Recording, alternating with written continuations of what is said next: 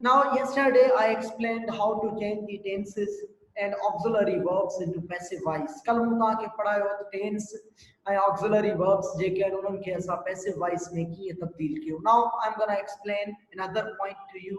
हिकिड़ी ॿी point तव्हांखे सम्झाईंदुसि. हाणे ॾिसो as a rule you have learned तव्हां सिखी आया हो त जॾहिं बि एक्टिव वारे जुमिले खे असां passive कंदा आहियूं पहिरियां पहिरियां छा रखंदा आहियूं ऑब्जेक्ट. पर कॾहिं कॾहिं जुमिले में ईअं थींदो आहे जो कॾहिं कॾहिं ॿ ऑब्जेक्ट्स हूंदा आहिनि जुमिले में. हिते मूं लिखियो आहे when there are two objects in a sentence. जॾहिं कंहिं जुमिले में ॿ ऑब्जेक्ट्स हुजनि त पोइ असां कहिड़े सां पैसिवाइज़ कंदासीं. We normally make passive with indirect object.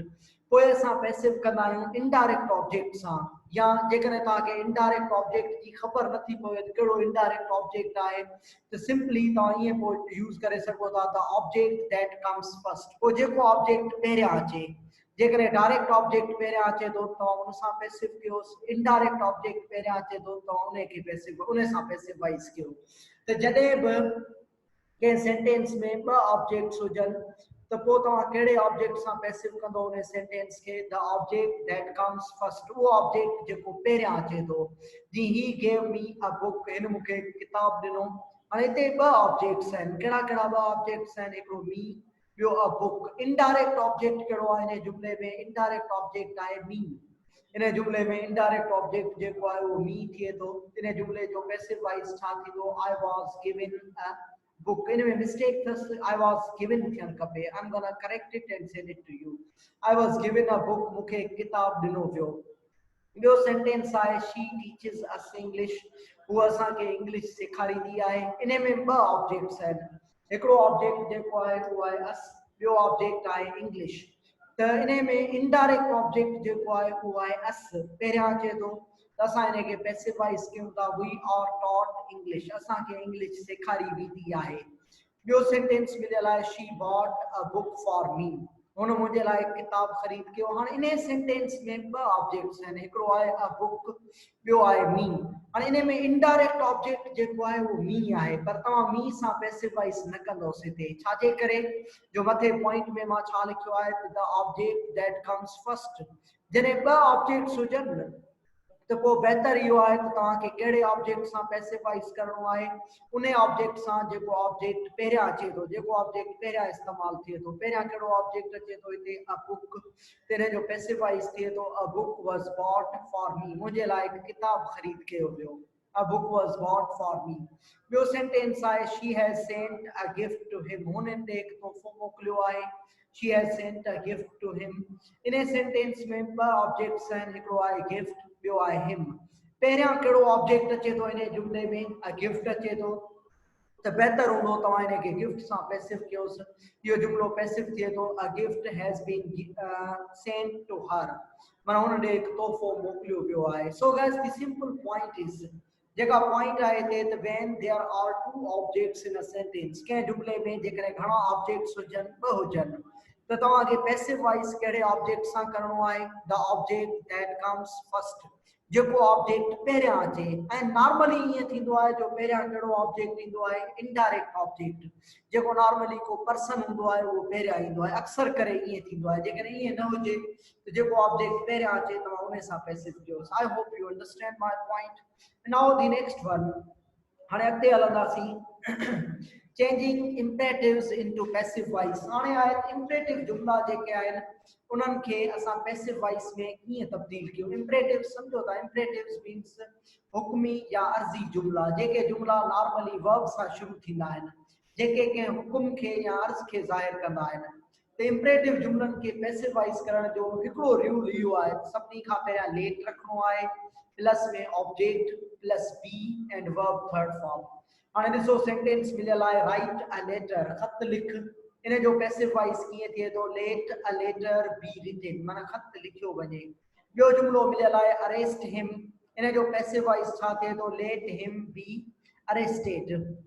त इम्परेटिव जुमिला जेके आहिनि उन्हनि खे पैसिव करण जो सिंपल रूल आहे सभिनी खां पहिरियां let plus object plus be verb third form. Open the door.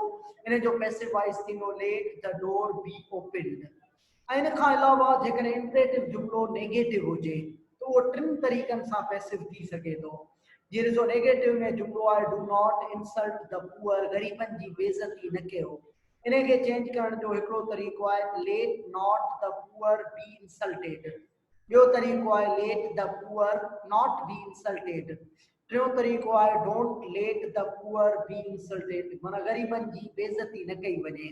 टिनी तरीक़नि सां तव्हां जेको इंपरेटिव जुमलो आहे नाकारी हुजे त उनखे टिनी तरीक़नि सां पैसिवाइज़ करे सघो था। ॿियो सेंटेंस मिलियल आहे डोंट डिस्टर्ब अदर्स, माना ॿियनि खे डिस्टर्ब न कयो। इनखे कीअं चेंज करे थो, हिकिड़ो तरीक़ो इहो आहे त डोंट खे कटे तव्हांखे यूज़ करिणो आहे let not others be disturbed. ॿियो तरीक़ो आहे त let others not be disturbed. ऐं टियों तरीक़ो जेको आहे उहो थिए थो don't let others be disturbed, माना ॿियनि खे परेशान न कयो वञे या ॿियनि खे तंग न कयो वञे। I hope you are getting it. Imperative जुमले खे पैसिव करण जो हिकिड़ो तरीक़ेकार इहो आहे। ॿियो तरीक़ेकार छा हूंदो आहे, ॿियो वरी मथां मां टाइटल में लिखियो आहे the imperatives can also be changed into passive voice in the following way। Imperative जुमला हेठिएं तरीक़े सां पैसिव वॉइस में चेंज थी सघनि था। हालांकि ये काफ़ी हद ताईं नेरेशन सां मिलंदड़ जुलंदड़ आहिनि ऐं काफ़ी बुक्स में भी इहो इस्तेमालु नथो मिले, पर अॼुकल्ह कुझु टेस्टनि में इहो यूज़ कनि था। That's why I am gonna explain it to U.